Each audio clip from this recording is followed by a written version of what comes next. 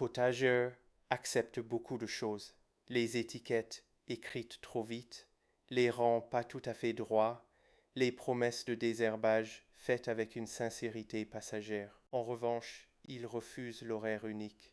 Ce matin, le jardinier ouvre l'eau avec une grande idée d'égalité.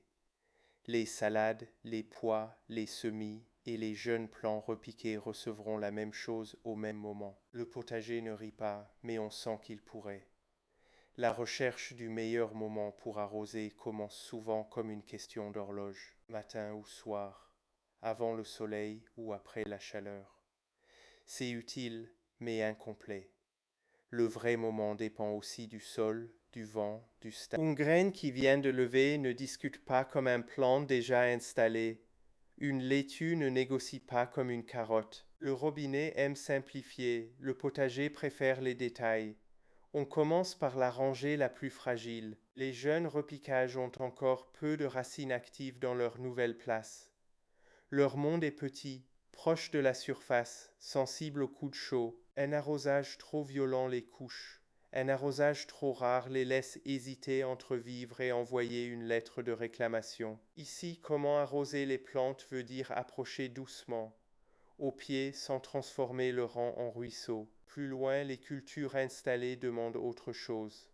Leurs racines descendent davantage. Elles profitent mieux d'un arrosage plus lent, moins fréquent, qui encourage l'eau à pénétrer plutôt qu'à briller en surface. Si l'on donne seulement un petit passage rapide, on mouille la poussière et l'on rassure le jardinier, ce qui est agréable mais pas toujours utile. La terre sait faire la différence entre un geste profond et une caresse administrative. Le potager montre ensuite les erreurs en couleur. Des feuilles jaunes peuvent venir de beaucoup de causes, et l'excès d'arrosage en fait partie. Un feuillage souvent mouillé peut favoriser certains problèmes comme l'oïdium ou les taches noires du rosier dans les zones concernées, même si chaque maladie demande son propre diagnostic. L'arrosage du jardin n'est pas seulement une question de soif, c'est aussi une question d'air, de surface sèche, de racines qui respirent. La tentation est alors de chercher un appareil qui trancherait le débat. Le CZ de signe 482, dans les informations disponibles, est présenté par son titre fournisseur, comme un contrôleur Rainpoint à double vanne, avec deux voies indépendantes temporisées pour l'arrosage par pulvérisation. Cette phrase autorise une idée simple. Deux routes peuvent recevoir deux rythmes. Elle n'autorise pas le reste. On ne lui ajoute pas d'application, de pression, de débit, de pile, de passerelle ou de promesses techniques que le titre ne prouve pas. Elle empêche de croire que deux voies suffisent à comprendre le potager. Deux voies peuvent séparer les besoins grossiers, les jeunes plants d'un côté, les cultures plus établies de l'autre. Mais à l'intérieur de chaque voie, il faut encore observer. Un coin paillé garde mieux l'humidité. Une bordure exposée au vent sèche plus vite. Un rang sous-filé peut rester frais quand le reste réclame déjà. On sort donc le carnet et l'on écrit des noms qui décrivent les plantes, pas les rêves. Rang semis, rang racines, rang feuilles, repiquage récent, bac proche de l'allée. Ce vocabulaire paraît moins moderne que zone A ou voie B, mais il évite beaucoup d'absurdes. Quand quelqu'un d'autre doit arroser, il comprend mieux une phrase comme les repiquages du fond qu'un code inventé la veille par une personne trop confiante. Le meilleur moment pour arroser devient alors une série de petites décisions. Tôt le matin, si la terre a besoin d'eau et si la journée s'annonce chaude. Plus tard seulement pour vérifier, pas pour rattraper dans la panique. Éviter de mouiller les feuilles quand ce n'est pas nécessaire. Donner le temps à l'eau d'entrer.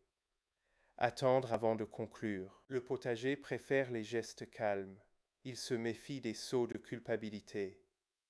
On fait un test sur deux rangs voisins. Le premier reçoit une courte ouverture, puis une pause. Le second reçoit une durée plus longue, mais plus lente. Au bout de quelques minutes, on gratte la terre. Dans le premier, l'humidité reste superficielle. Dans le second, elle descend mieux, sans flaque.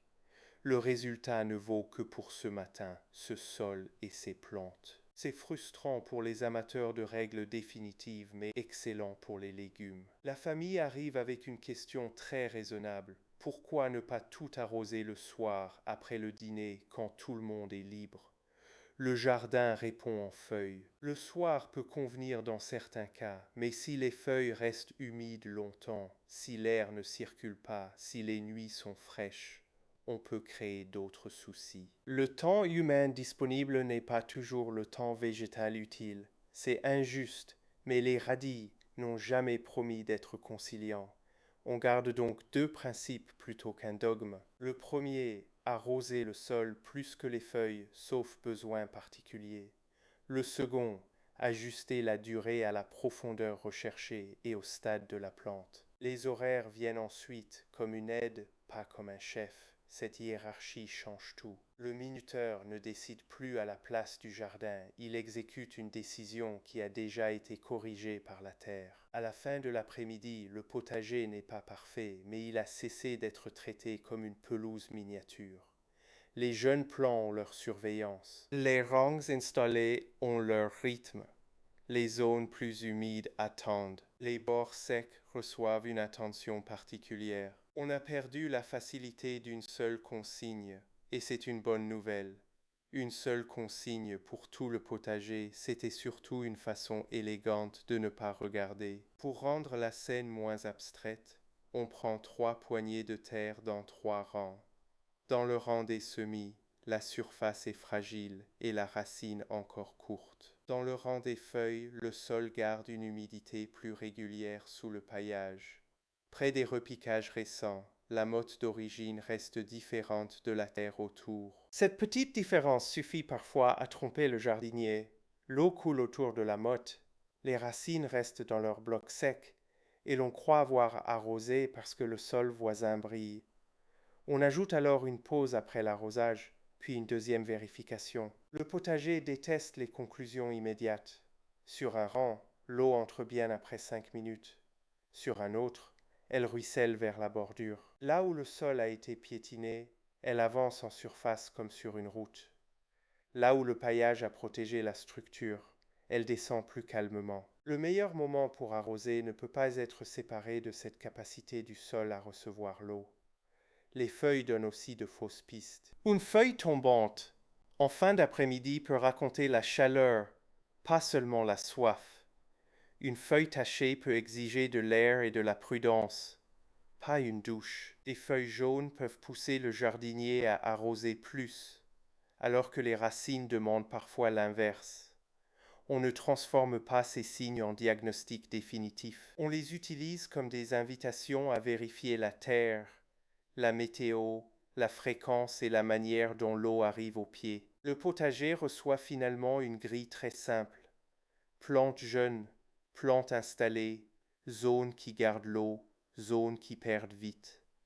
Pour chaque groupe, on note le prochain test, plutôt qu'une règle éternelle. Cette modestie protège le jardinier contre son propre enthousiasme. Une semaine de pluie, une vague de chaleur, un paillage ajouté, un rang récolté, et la carte change.